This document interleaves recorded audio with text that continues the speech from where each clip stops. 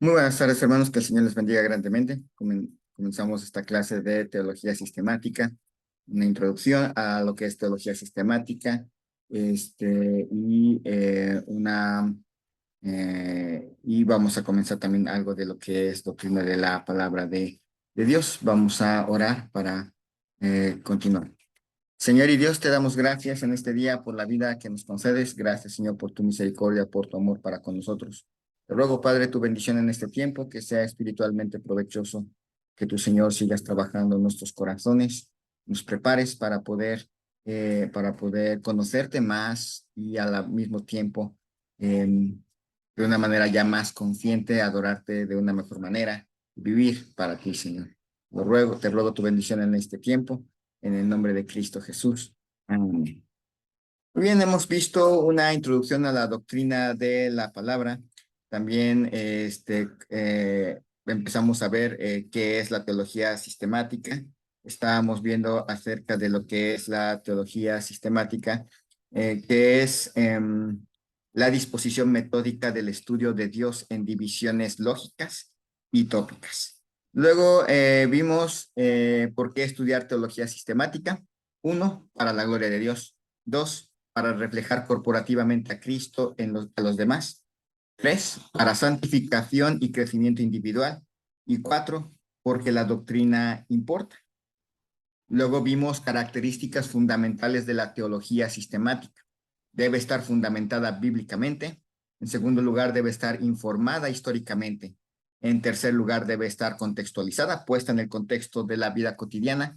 Y en cuarto lugar, debe ser vivida, que transforme nuestros corazones. Eso es lo que estábamos viendo. Y vamos a comenzar, en cierta manera, con la doctrina de la palabra de Dios, el punto de partida.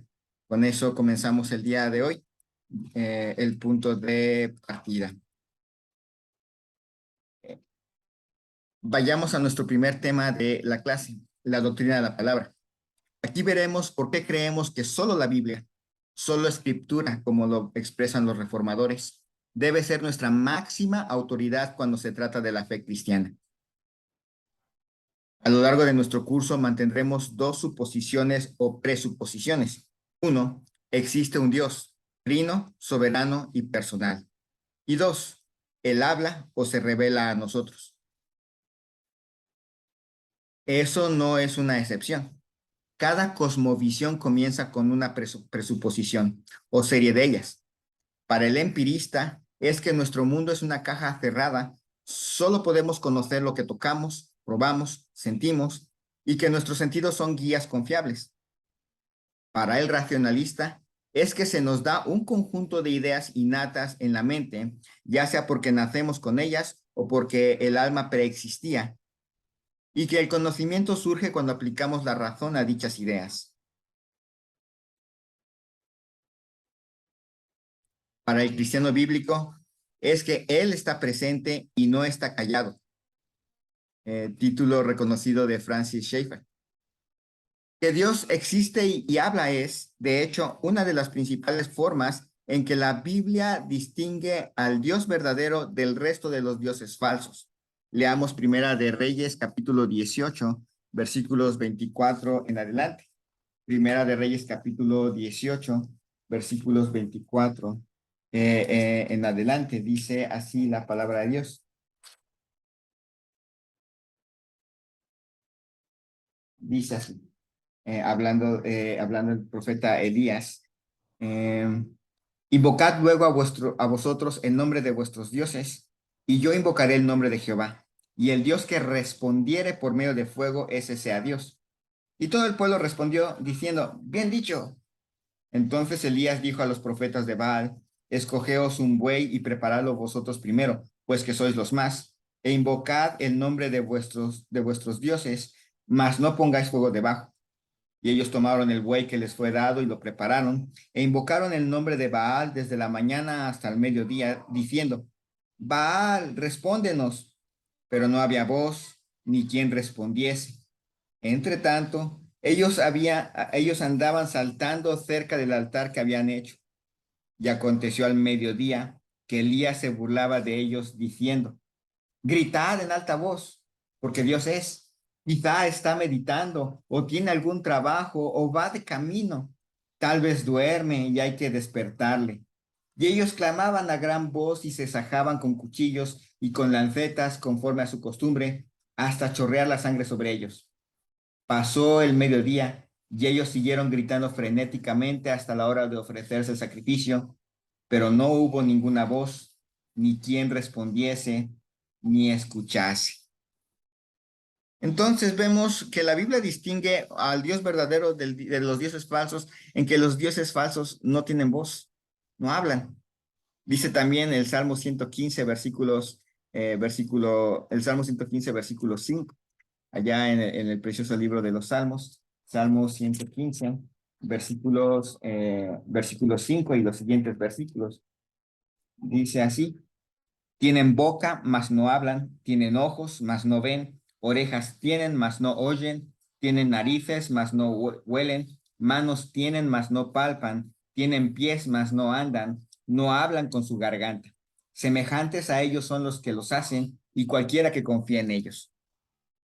También lo expresa así el libro de Habacuc, el profeta Habacuc en Habacuc capítulo 2. Habacuc capítulo 2, versículos 18 al 20. Habacuc capítulo 2, versículos 18 al 20. ¿De qué sirve la escultura que esculpió el que la hizo? La estatua de fundición que enseña mentira, para que haciendo imágenes mudas confíe el hacedor en su obra. Ay del que dice al palo, despiértate, y a la piedra muda, levántate. ¿Podrá él enseñar? He aquí está cubierto de oro y plata, y no hay espíritu dentro de él. Piensa en Elías desafiando a los profetas de Baal a un duelo y viendo cómo el único Dios verdadero trae fuego al agua de la zanja, mientras que el falso Dios Baal falla en responder. O piensa en el salmista en el Salmo 115 diciendo: los ídolos de ellos tienen boca, mas no hablan, tienen ojos, mas no ven. Ahora bien, cuando nos referimos a la palabra de Dios, no nos referimos simplemente a la Biblia. La Biblia es simplemente la palabra de Dios escrita. La palabra de Dios incluiría el poder por el cual lleva a cabo todas las cosas según el designio de su voluntad. Efesios capítulo 1, versículo 11. Epístola del apóstol San Pablo a los Efesios, capítulo 1, versículo 11. Dice así la palabra de Dios, Efesios 1, 11. En él asimismo tuvimos herencia, habiendo sido predestinados conforme al propósito del que hace todas las cosas según el designio de su voluntad. También la palabra de Dios incluiría la creación. Génesis capítulo 1, versículo 3. Génesis capítulo 1, versículo 3.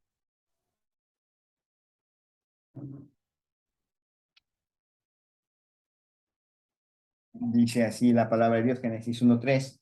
Y dijo Dios, sea la luz, y fue la luz. También vemos eso en Juan capítulo 1, versículo 3. Juan capítulo 1, versículo 3.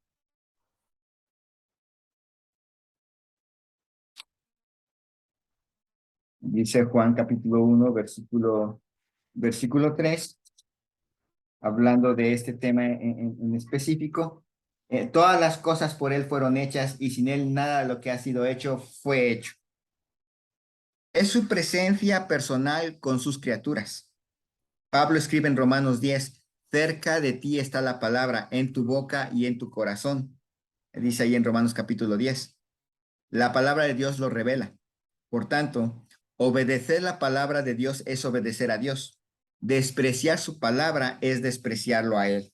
Isaías capítulo 66, versículo 2. Isaías 66, 2.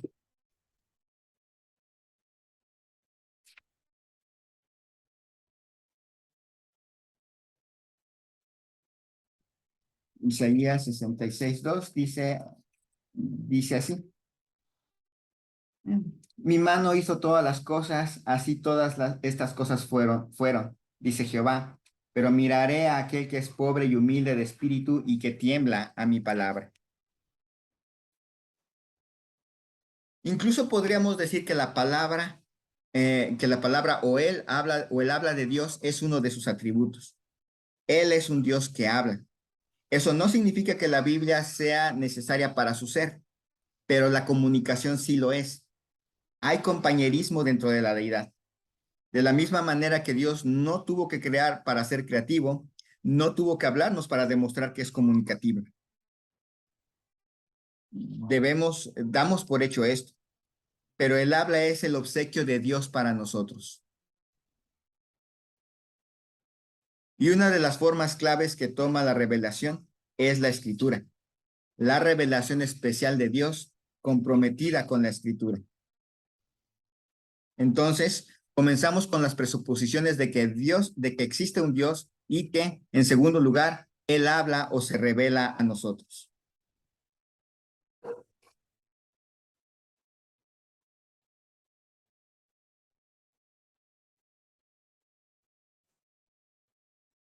El caso de la Biblia como nuestra autoridad. Pero, ¿cómo sabemos que la Biblia es la palabra autoritativa de Dios para su pueblo? Simplemente citamos 2 Timoteo 3:16 que dice, toda la escritura es inspirada por Dios y útil para enseñar, para redarguir, para corregir, para instruir en justicia. No, la Biblia como la palabra autoritativa de Dios impregna toda la escritura. No está aislada simplemente a uno o dos versículos. En primer lugar, vemos el Antiguo Testamento. Volviendo al Antiguo Testamento, vemos que la fe del antiguo Israel se basaba en la autoridad de la palabra escrita. No necesitamos ir más allá de los 10 mandamientos, los cuales Dios mismo escribió sobre 2 tablas de piedra. Moisés escribe en Deuteronomio capítulo 5, versículo 22. Estas palabras habló Jehová a toda vuestra congregación en el monte, de en medio del fuego, de la nube y de la oscuridad, a gran voz, y no añadió más, y las escribió en 2 tablas de piedra, las cuales me dio a mí. Al entrar en la relación pactal con Israel, Dios le dio al pueblo su palabra. Y a medida que se desarrolla la historia de la redención, Dios constantemente lleva a su pueblo de vuelta a su palabra del pacto. ¿Y dónde está puesta esta palabra? En el lugar más sagrado, en el arca del pacto. ¿Por qué? Porque vino directamente de Dios. El resto de los escritos de Moisés y las posteriores escrituras proféticas fueron siempre considerados no menos divinos, no menos verdaderas palabras de Dios que las palabras que Dios había escrito con su propio dedo. El hecho de que el hombre escribió las palabras nunca afectó la realidad de su autoridad, de que su autoridad e inspiración eran divinas. Romanos capítulo 3, versículo 2. Dice Romanos capítulo 3, versículo 2. Mucho en todas maneras. Primero, ciertamente que les ha sido confiada la palabra de Dios. Hablando de Pablo a los romanos acerca de los judíos que eran receptores o guardas de la revelación escrita. Hechos capítulo 4, versículo 25. Hechos 4, 25 dice así.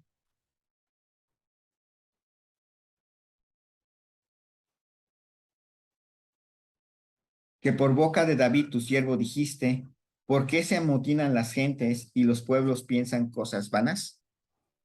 Luego Hechos capítulo 28. Bueno, por cierto, este dice que por boca de David tu siervo dijiste y cita un salmo. Cita un salmo, aunque David escribe el salmo, lo hace con la autoridad de Dios. Luego Hechos capítulo 28, versículo 25. Hechos 28, 25.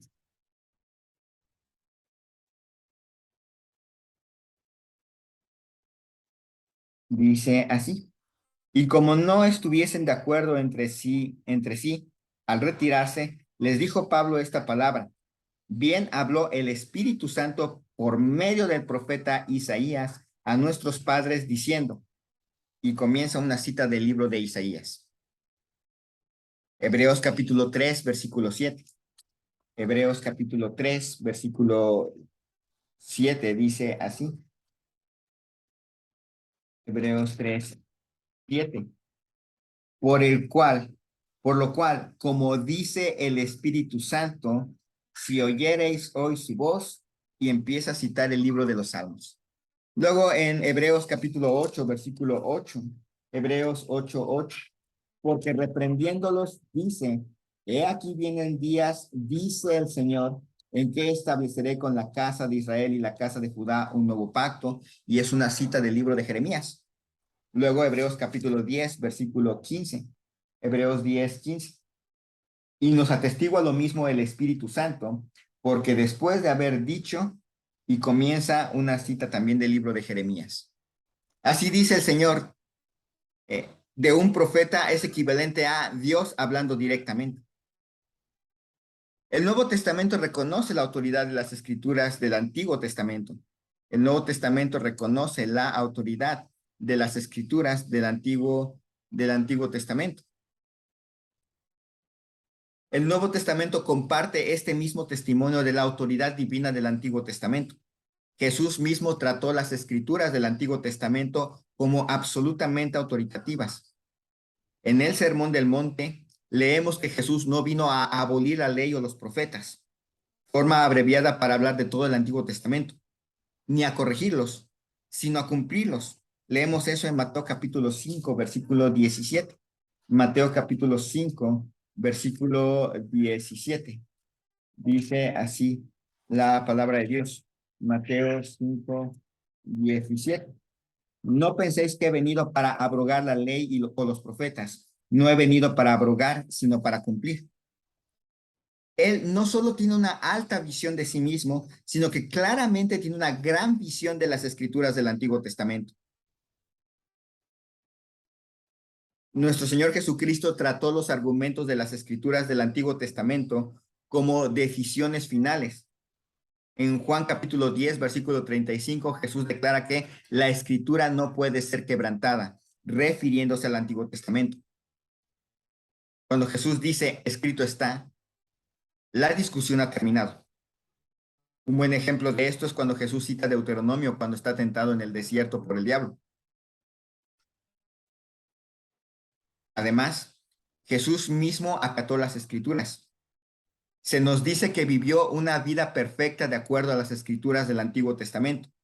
Según su propio testimonio, incluso su muerte en la cruz ocurrió porque era necesario que se cumpliese todo lo que está escrito de él en la ley de Moisés y los profetas. Lucas capítulo 24, versículo 44. Pero el Nuevo Testamento no solo testifica de la autoridad del Antiguo Testamento, sino que también reconoce su propia autoridad a la par del Antiguo Testamento.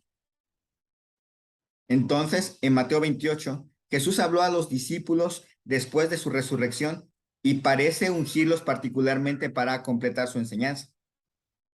En Juan capítulos 14 al 16, Jesús promete enviar a los discípulos el Espíritu Santo que les recordará lo que les ha enseñado en el curso de su ministerio y guiarlos a toda verdad, incluyendo la enseñanza que Jesús no dio durante su ministerio terrenal porque era más de lo que los discípulos podían soportar. Podemos ver también, por ejemplo, 1 Corintios capítulo 2, versículo 13.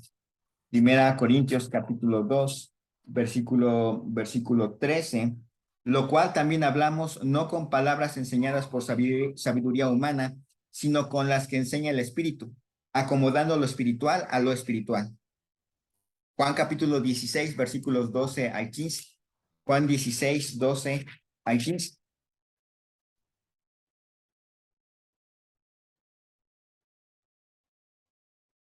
Juan 16, 12 al 15.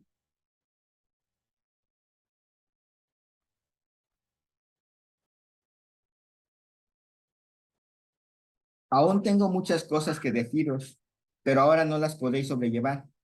Pero cuando venga el Espíritu de verdad, Él os guiará a toda la verdad, porque no hablará por su propia cuenta, sino que hablará todo lo que oyere, y os hará saber las cosas que habrán de venir. Él me glorificará porque tomará de lo mío y os lo hará saber. Todo lo que tiene el Padre es mío. Por eso dije que tomará de lo mío y os lo hará saber.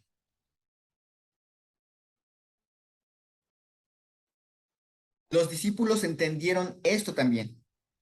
En segunda de Pedro 3:16, Pedro dice de los escritos de Pablo que él ha escrito casi en todas sus epístolas, hablando en ellas de estas cosas, entre las cuales hay algunas difíciles de entender, las cuales los indoctos e inconstantes tuercen, como también las otras escrituras.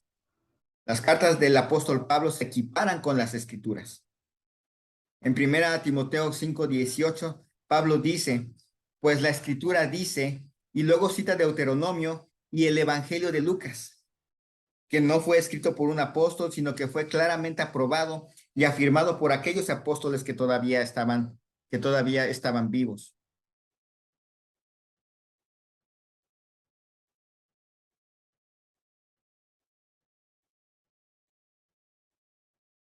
Bien, el punto inconfundible es este. El Antiguo Testamento y el Nuevo Testamento dan fe de las Escrituras como la revelación autoritativa de Dios para su pueblo. La Biblia nos llega en un paquete unificado, lo que significa que no podemos escoger y elegir lo que nos gusta. Si es la palabra de Dios, no estamos por encima de ella, determinando lo que aceptaremos y lo que no, sino que nos mantendremos debajo de ella como los llamados a someternos humildemente a ella.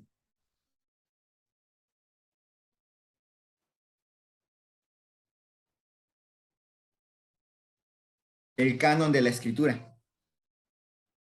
Pero esto hace surgir la pregunta de cuáles escritos representan la revelación autoritativa de Dios.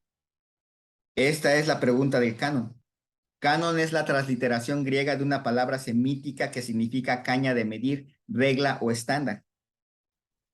Inherentes de la discusión hay una cantidad de preguntas. Primero, ¿cómo obtuvimos estos 66 libros? 70 si se considera que el libro de los Salmos son 5 libros. Esa es la pregunta histórica que consume los programas que podemos ver en History Channel o inclusive en otros programas de ciencia, donde la historia de la Biblia se convierte en un drama político sórdido, con tratos clandestinos para conseguir este libro, mantener este otro libro, etcétera, sacar otro. Pero también hay más preguntas teológicas. Entonces, ¿cuál es la relación entre el canon y la autoridad? ¿Cuál vino primero? A saber, tenían una autoridad inherente que el canon simplemente reconoció o la iglesia creó el canon y así la iglesia le confirió autoridad a los libros colocándolos dentro de un canon. U otra pregunta, ¿está cerrado el canon? Si es así, ¿por qué? Estas son las preguntas que comenzaremos a considerar en la siguiente clase. Oremos. Señor y Dios, te damos gracias por tu palabra que nos has dejado.